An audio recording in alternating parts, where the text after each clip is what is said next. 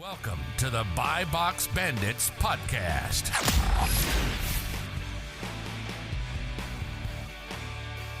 What's up, everyone? Welcome back to the Buy Box Bandits podcast. It is Tuesday, November 21st, the Tuesday before Black Friday. And today's video, we have none other than the man, Chris Grant here, and we're going to talk all things Black Friday sourcing, maximizing this time of year, because if you guys are on social media, you're seeing a lot of people's sales are really popping off, and we want to do our best to show you guys how you can do the exact same thing basically here. But thanks for joining us, Chris, and we're excited to dive into a bunch of stuff here. Absolutely, man. It's the most exciting time of year for Amazon sellers. Yeah, absolutely. So just in terms of starting off, so a lot of people, if this is their first Black Friday, they are unsure where to look, right? And subsequently, you have a fantastic free product to show them where to look. So you want to talk about that resource here is a great place to start in terms of Black Friday sourcing? Yeah, way to tee that up, man. So Salesgazer, it makes it super easy. You're going to get, but here's the thing. You can either go out and you can sign up to every email list that you can think of. You can catch all email. You guys know what it is. You guys have talked about it for a long time. You get all those emails. Or you can just sign up for Salesgazer, click a couple of buttons and turn the stores on that you want to get emails from, and then log into Salesgazer. It's absolutely free. Doesn't cost a penny. Heck, I don't even pull the emails out of it to like be able to email you, which is a really bad thing on my part. But you can hop in there and you can see all of the stores that are emailing. It'll say, what the subject line is. You can search. So if you just want to see the stuff that's 25% off or 50% off or whatever it is, you can do all of that. And it's just a nice free tool that we built. Yeah, absolutely. So obviously, because you need to know what sales to actually look for, right? And then in terms of just recommendations in terms of where to look for everyone, even if this is your first time, right? Ideally, you want to be looking at where you've already sourced from, right? Ideally, or if you spend some time doing reverse sourcing, right? For big brands, you're going to get introduced to what websites are good for those. Now, smaller brands are typically going to come from the brand direct websites, and that you can really clean up on because a lot of beauty brands, for example, only come from the brand website. So if you now know you use Salesgazer, you get an email, right, saying XYZ beauty site has 25% site-wide, and you Google that product, and you're seeing the only website that carries that brand is the brand website specifically. Now you know where that inventory is coming from, right? And you know the best deals going on probably right now, or at least this weekend. And then you can use Keep a Product Finder to show you what the best performing ASINs for that brand are as well. So there's a lot of good stuff we can get after. And if you guys stick with us for 20-25 minutes, we're going to jam on a whole bunch of it. Yeah, there's so many tactics. It's insane. And listen, you guys are probably the best at getting this into people's heads, but finding your people to source with is another thing that's super important. I had a buddy this morning send me a message. He's like, hey, this website has a 30% off sale, and here's a coupon for another 30% off. And he's like, I'm pretty sure it's a glitch. He's like, but go ham on it right now before it's gone. Sure. And how much? Yeah, and I assume you probably paid $0 for that information. That was $0.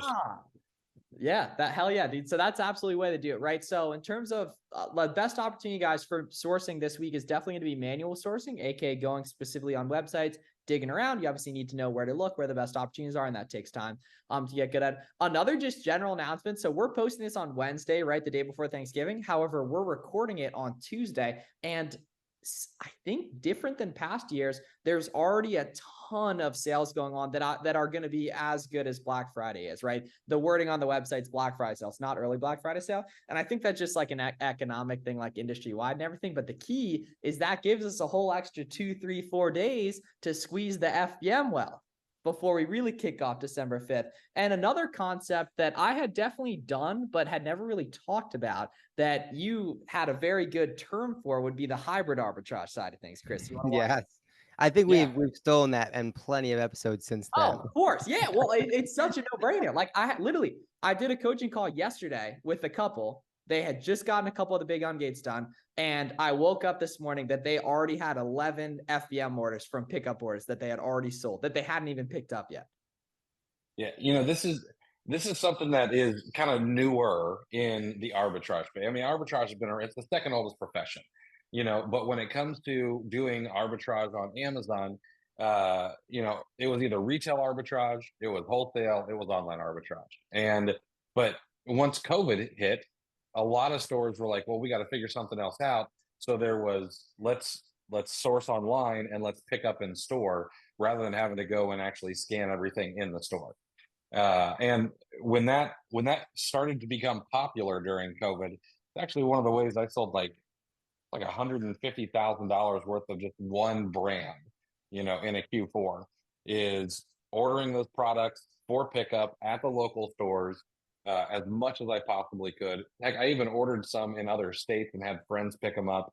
But it allows you to sit down behind your computer, do the sourcing, and go grab them, and then list them immediately so that you can get those sales as quickly as possible. How in the trenches are you nowadays? Are you FBMing? Are you touching products, or is pretty much everything hands off at this point? Most everything is hands off. I do have a few things that I have merchant fulfilled, stuff where I'm pretty sure the buy boxes are going to drop really quickly. I've got a couple of things that I've taken some bets on, based on what things have done in the past, and I'm actually looking at them right over there. I've got a stockpile of things that I'm just waiting to pop off, and then I'll merchant fulfill those. So Sure. dig into Miles, hold on here. Talk about a little bit like the risk associated with buying into some of these like big sales, like window shopping sales, so to speak. Yeah, I mean, the biggest risk you're going to see is price erosion. When you can't get your cost of goods any lower than your competition, you're going to just naturally see that as the supply increases, but the demand stays the same, that prices are going to erode a little bit, which is where merchant fulfilling FBM can be a huge advantage because you can get out first while everyone else is shipping into Amazon. So, but there's two ways to kind of take care of that. One is FBM. If you're gonna go to Target's buy one get one 50% off video game sale, you better be merchant fulfilling those video games and not waiting for everything to hit FBA. Or you can say, you know what, I'm gonna wait everybody out because Q4 doesn't end on December 24th. It ends somewhere in the middle of January. And all those kids who start complaining to mom and dad they didn't get what they wanted, or they get a gift card or whatever it is, get things in January, and you could take advantage of some higher prices because of lower supply later on. But that is a risk as well. So you got to kind of balance what you're comfortable with. Yeah, and that's why I love the hybrid arbitrage stuff, the pickup orders. Like, you guys will honestly notice, I mean, if you got any retailers in your town that are, nationwide, that have websites that you source off of, almost always they have some sort of pickup order option, right? And if we want to talk about reducing risk, right, you can technically put the item in escrow, place the order, list the item FBM, see what happens, right? Because they don't, you only pay if you pick it up, right? Which is cool. And then if we talk about reducing risk as a beginner seller, right, getting something listed same day, next day, compared to your competition that might not have that thing in for 3 to 5 days, right? And you can do the same thing with online orders. If you really trust the retailer, you might consider listing it ahead of time and stuff, because your big advantage as a newer seller isn't necessarily the skill level. It's being nimble. It's being able to test a couple things. It's being able to probably be excited enough and have the work ethic to be in 0-day handling time if you can, right? And that's going to skyrocket your buy box share. And, you guys are starting to see people's sales really pop off on Twitter and such. As you scroll, I'm getting tagged in a lot of FBM posts. It's so beautiful, right? And that's, hopping on stuff immediately, the micro optimizations, the hybrid arbitrage, the pickup orders, etc. Right? Like, Garrett and I were looking at old pictures from the warehouse 2 years ago, which was amazing. It's like that. Remember when the big Black Friday sale that they literally half the warehouse was full of orders? Nightmares. Yeah, legit. But that was worth it, right? Because that brought freedom to now not have to do as much of that, these days, as we were just saying. And such. So, Chris, you've been through this cycle a lot, right? I feel like personally, I was pretty dialed in last year, and even 2 years ago, I was a little bit newer and such. Is it typically this good this early? Because I feel like it's definitely taken off a lot. I think it's like an economic thing, but like, it seems like everywhere's basically started already, or at least a lot of them. Yeah, Black Friday has changed over the years. When you guys were kids, I hate to say that, but no, when I was younger, Black Friday it was Friday, and then Cyber Monday was on Monday, and that was it. But I don't know, it was like maybe 4 or 5 years ago, maybe 4 years ago. Shifted to Thanksgiving, yeah. Yeah, stores started being like, and people just started kind of fighting back, like, we don't want to go out on Thanksgiving Eve, we don't want to go out on Thanksgiving night, or Friday, and have to rush through. And I think it was all the fist fights that were happening at Walmart and stuff like that that kind of pushed it forward. As great of videos that made. And so retailers started pushing it out to like the whole week and then the whole month of November. And deals have been around for a long time now, over the past couple of years. Yeah, I remember when I was young, it was like 6 a.m. on Friday when all the deals were happening. And so I would it was fun to go with my parents, like wait for the Xbox or whatever. Yeah. But then it shifted to Thanksgiving, right? 4 o'clock on Thanksgiving or 6 o'clock on Thanksgiving. And then it shifted back to Friday, right? But now I feel like in-store Black Friday is not really even a thing. Like I feel like I not mean, as many people are even going out. Yeah. I took my wife on Black Friday to Target last year, and it was like walking in on a regular day. There was no Crazy. crowd, there was no rush. Yeah, I haven't done in-store. I remember 2018, I did the Nike outlets, but I went at like 10 a.m., right? And it was honestly pretty chill. Like I was able to clean up.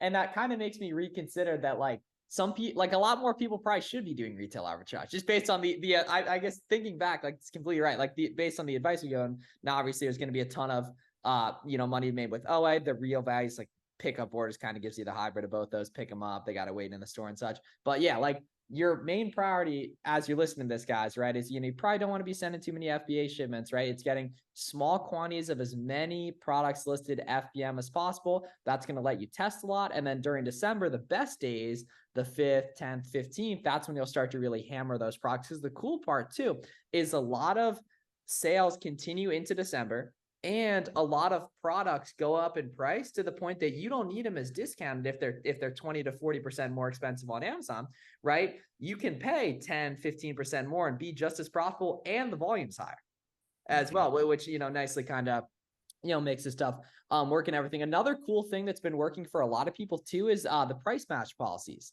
at different retailers, in that some of these websites, Hibbett, Target, for example, cancel a lot. However, you can leverage the price action from those, right, and price match that over to retailers that do offer price matching, which is subsequently a lot of the big retailers that are in pretty much every town, which is pretty cool too. Is a really, really good way to get extra volume. You can do that in store, you can do it online, a lot of places, which is pretty cool as well. So in terms of that one item that you hit really hard, FBM. So it's like you said, like 150 grand of one ASIN. Can you tell us a little bit more about that? How you tracked down the opportunity, what it was like fulfilling all those orders? Because those ASINs are the stuff that completely changes people's lives, right? And we need as many people as possible to find those core ASINs the next couple of weeks. It's been 2 or 3 years, so I don't remember whether it was like a lead from a friend, but like this kind of stuff hasn't changed. Was that the always, ASIN you made? I remember you telling us about a variation you made or an ASIN you created. that was a different one. That one was another one. That was another good one too. Yeah. No, I will create ASINs on occasion when I think something is going to pop off, or if I can see that there is built-in demand on Amazon for something that's not already there. But I'm never really trying to go and like create my own demand. So the item in question was a specialty flavor of candy corn from Walgreens. Walgreens used to do like tailgate where they'd have a hot dog flavored candy corn. It went viral on social media, and I saw that people were searching for it on Amazon, but no products were there. So we created a listing. But on these items that I sold a ton of, I'm pretty sure it was a lead from a friend. Found it all locally as much as I possibly could. And then what we were doing is we were listing it across 2 or 3 different ASINs. Some had a single pack, some had 2-pack, 3-pack. And so what we would do is we'd get them home, we'd set them all out, we'd count how many we have, and then we'd decide what our split was going to be. And sometimes the single packs were more profitable than the 3-packs, but sometimes the 3-packs were more profitable than the single pack. And so I might split them up, say 60%, 20%, and 20%. And then we would just put them into poly mailers and have them ready to be shipped out the minute they sold, because they were flying off the shelves.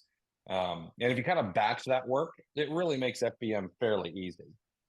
So let's dig into that a little bit more, because I think that's a really good way for newer sellers to diversify a bit, right? Going deep on a product, so like to benefit from the extra volume, the efficiency, right? That compounding effect. but also diversifying your risk across a couple different listings, so you're less susceptible to volatility of individual markets, right? So let's talk about how to find maybe those sorts of opportunities and how to go about that. Yeah. I mean, an easy thing to do is one, pull up the brand and keep a product finder. And that'll pull back every single listing for a particular brand. That's what I did with this one. I was like, okay, well, there's this one. I know the nature of Amazon and the way that listings are created. I know there's probably going to be multi-packs. There might be some bundles of different flavors or things like that. So I just keep a product finder, pull up every single listing there. Sometimes I'll filter out and I'll say, hey, just show me the ones that have at least a quantity of two. And then we'll find the ones that we're interested in selling on. And yeah, so there's a little bit of risk to it in the fact that if it is an exact duplicate, Amazon could pull it down or merge it. Okay. So you got to have a backup plan there.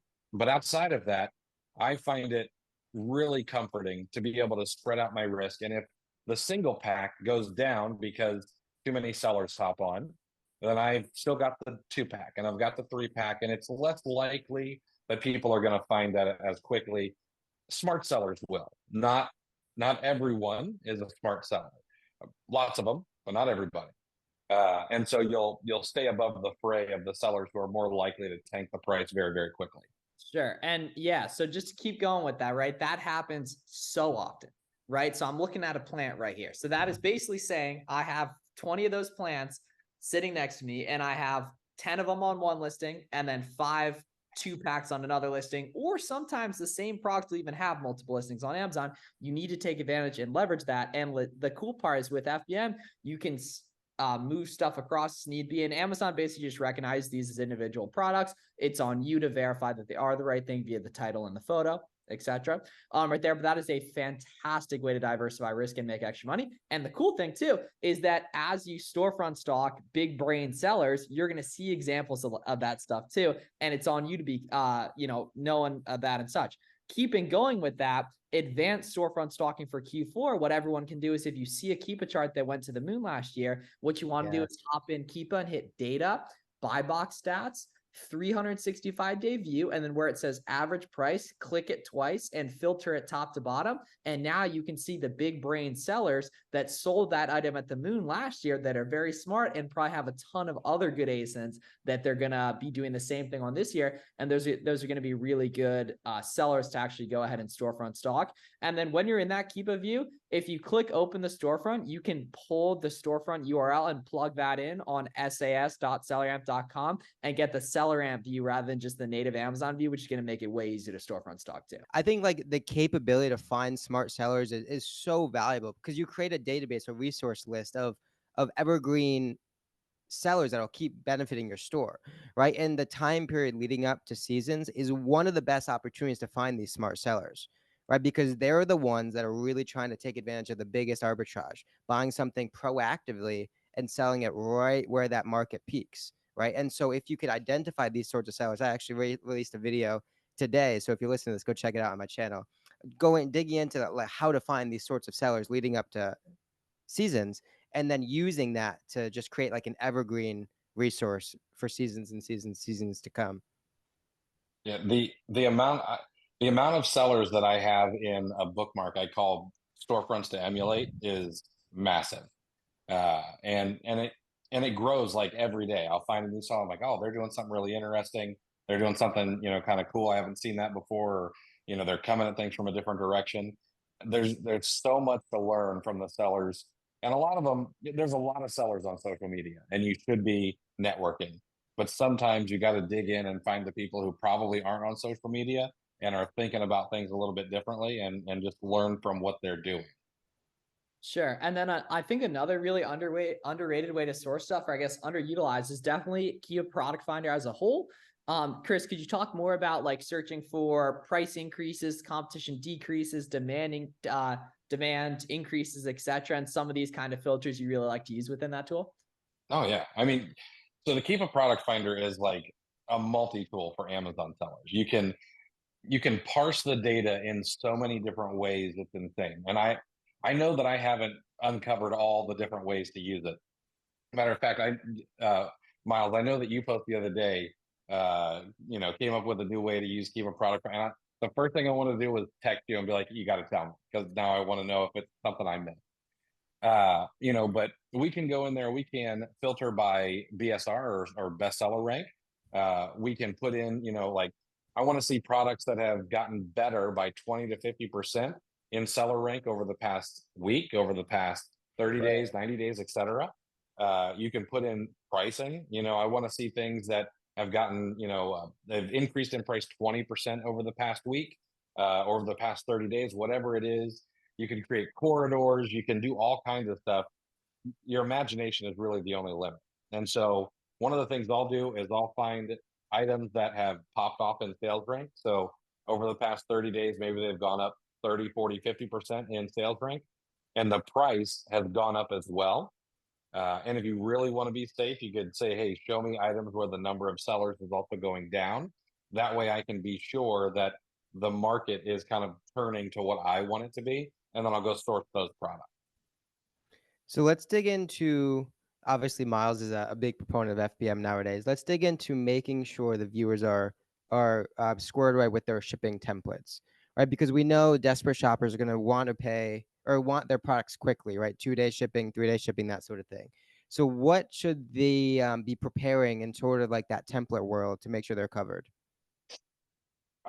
I personally am a big fan of being able to offer free shipping for as much area in the United States as possible.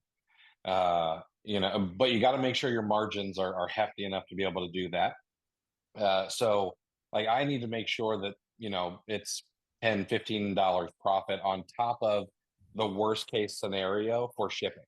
So being in Florida, it kind of sucks for me and Miles because, shipping to California, to Washington, that's zone 8 when it comes to U.S. Postal Service. And that's the most expensive. So the product that I'm holding on to, waiting for the price to pop, it'll cost me, I think, $11 to ship from here to Washington State, USPS Advantage. And that should be plenty of time to get there, in most cases. But then I'll have an expedited as well. So if they want 2-day shipping, like guaranteed rather than the regular like 4 to 5 days, then they've got to pay, I don't know, usually somewhere between $18 and $20 in most cases. But then I've got to make sure that the item's not super heavy and, things like that. And then when we were all flipping chlorine, 5-gallon buckets of chlorine, I made sure to have a different template for that kind of thing, because that cost me an arm and a leg to ship everywhere. And then I do everything I can to make sure that I don't ship like to Alaska, to Hawaii, Puerto Rico, or anything like that. And I try to keep it as simple as possible because it can be really confusing if you try to get really too granular with your shipping template. Yeah, and you'll build it out over time too, especially the more you do it, right? But in general, guys, the typical rule of thumb is you want to charge free shipping standard orders, but like next day, 2-day expedited, etc. You want to charge 20, 30, 40 bucks a pound, or 30 a pound per order, plus like $1 per pound, somewhere in that range.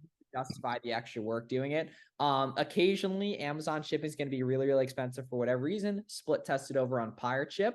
PireChip's also going to let you schedule discounted UPS pickups and free USPS pickups, which can be a good resource as well. And then also too, guys, once we're in December, you don't really need to as much because a lot of stuff becomes FBM friendly, but we really, really recommend being in 0-day handling time if you can, right? Because that's going to skyrocket your buy box share.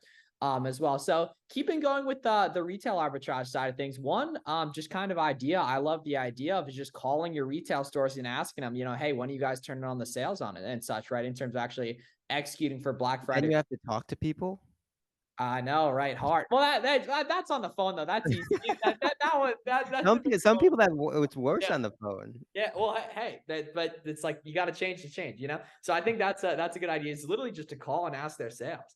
Right, it is a good idea. And the cool part is too, if you can call them, there's a good chance they have a website too. Their website might have profitable stuff. They probably track the stock counts online. You can do pickup orders as well in general. What are some best practices in terms of manual sourcing, Chris? Because that's, in my opinion, the best way to find stuff this time of year. But that's also the hardest way for a lot of people. They might not know where to look.